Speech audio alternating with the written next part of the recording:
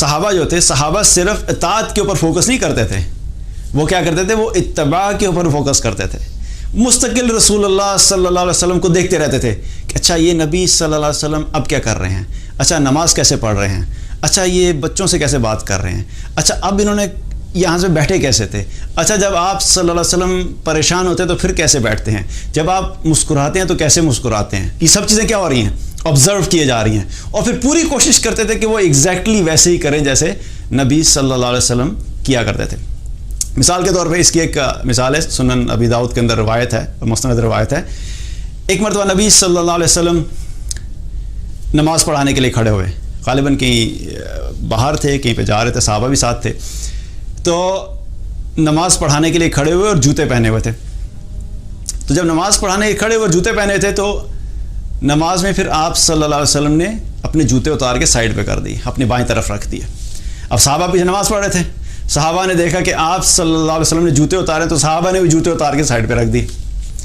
तो जब आप सल्लल्लाहु अलैहि वसल्लम नमाज से फारिग हुए तो सहाबा से पूछा कि मैंने तो जूते इसलिए उतारे थे कि जिब्रील अलैहिस्सलाम मेरे पास आए थे और उन्होंने आके मुझे बताया था कि जूतों के साथ कुछ गंदगी लगी हुई है तो आप इसको उतार दीजिए, तो मैंने तो इसलिए उतारे थे, तुम लोगों ने क्यों उतारे?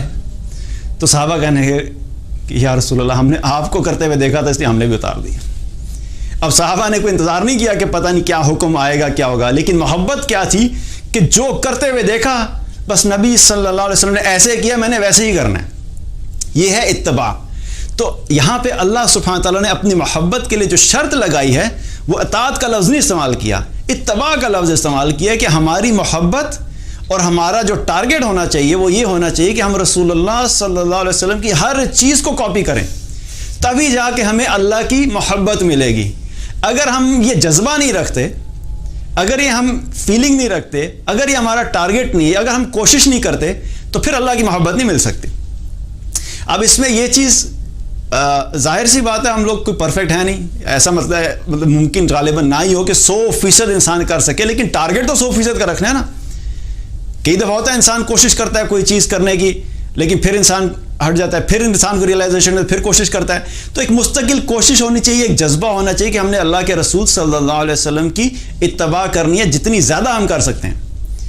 हर चीज़ में हमें रसूलुल्लाह सल्लल्लाहु अलैहि वसल्लम की इत्तबा करनी है। जो अमल भी करने लगे ये इस चीज़ के बारे में मेक श्योर करें, चेक करें कि अल्लाह के रसूल सल्लल्लाहु अलैहि वसल्लम ने वो कैसे किया।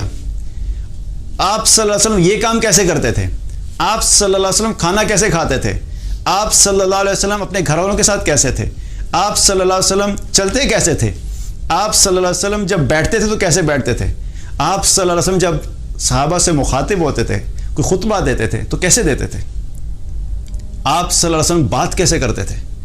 ये सब चीज़ें हमें क्या है, सीखने की चाहिए और हमें इसकी कोशिश करनी चाहिए कि हम हर चीज़ नबी सल्लल्लाहु अलैहि वसल्लम की तरह करें। तो यहाँ से क्या पता लगता है कि रसूलुल्लाह सल्लल्लाहु अलैहि वसल्लम की इत्तबा के बगैर अल्लाह की मोहब्बत मिल नहीं सकती।